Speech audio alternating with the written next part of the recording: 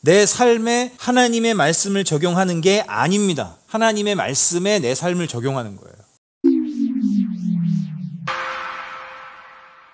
크리스천이 더 우울증에 쉽게 걸릴 수 있다. 삶의 기준이 높아요. 돈도 많이 벌고 싶은데 고결하게도 살고 싶어요. 거기에 대적하는 세상의 유혹과 풍조가 아주 거센 걸 알기 때문에 우울증에 자꾸 걸린다는 거죠. 저는 여기에다가 한 가지 이유를 더 덧붙이고 싶더라고요. 하나님의 말씀을 지킨다는 것에 대한 오해. 우리가 하나님 말씀을 지키며 살자라는 그 개념에 대한 잘못된 이해가 한몫하는 것 같아요. 이 사람은 본성이 타락한 죄인인지라 뿌리를 보지 못하고 계속 가지만 봅니다. 그래서 하나님 말씀을 보면 부담스러워요. 짐처럼 느껴져요. 하라는 게 참 많고 하지 말라는 게 참 많아요. 하나님이 하시는 말씀들의 그 세부적인 내용, 해라 하지 말아라, 그런 것들에 우리가 집중하기 전에 먼저 한 가지 사실을 깨달아야 합니다. 내 삶에 하나님의 말씀을 적용하는 게 아닙니다. 하나님의 말씀에 내 삶을 적용하는 거예요. 이스라엘 자손 여러분, 지금 내가 당신들에게 가르쳐주는 규례와 법도를 귀담아 듣고 그대로 지키십시오. 내가 당신들에게 명령한 말에 한마디도 더하거나 빼서는 안 됩니다. 귀담아 들으세요. 그대로 지키세요. 한마디도 더하거나 빼지도 말라는 거예요. 지금 모세가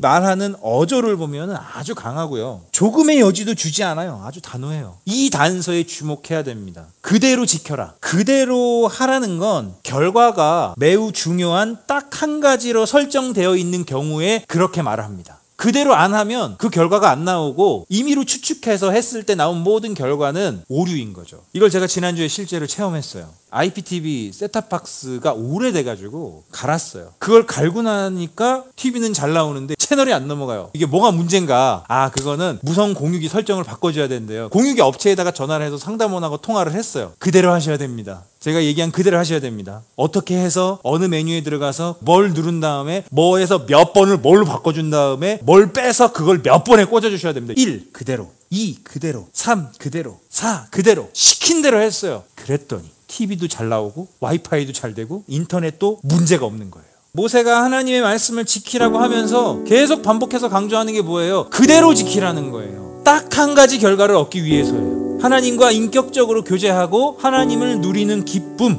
하나님의 말씀을 말씀하신 그대로 지키면 하나님과 인격적인 교제를 나누고 하나님을 누리는 기쁨을 얻게 되는 그 한 가지 때문에 그대로 지키라고 하는 거예요. 근데 우리는 하나님과의 관계를 목적으로 말씀을 지키지 않아요. 내가 원하는 내 도덕성을 올리기 위해서, 남에게 보여지고 싶은 내 고결함을 완성시키기 위해서, 하나님과의 관계를 누리고 거기에서 오는 기쁨을 주고 싶으셔서 있는 그대로 말씀을 지켜 행하라는 거예요. 일단 성경을 펴서 읽을 때 마음에 벌써 이런 생각을 가지고 그런 욕심을 가지고 성경을 봅니다. 여기에 걸리는 분 많을 거예요. 이 구절들 중에 나에게 적용되는 말씀이 뭐지? 나에게 적용되는 말씀이 뭐지? 내 삶의 말씀을 적용하는 게 아니라고요. 말씀에 내 삶을 적용하는 거라고요. 문제 많은 내 삶에 내 마음에 드는 한 구절 똑 떼어서 적용하는 건 그건 자기계발 서적 볼 때나 하는 거예요. 하나님의 말씀을 통해 하나님과 교제하면서 하나님을 누리는 경험을 해보지 못한 사람은 하나님을 믿으면서도 하나님의 말씀은 있는 그대로 실천해보지 않은 거예요.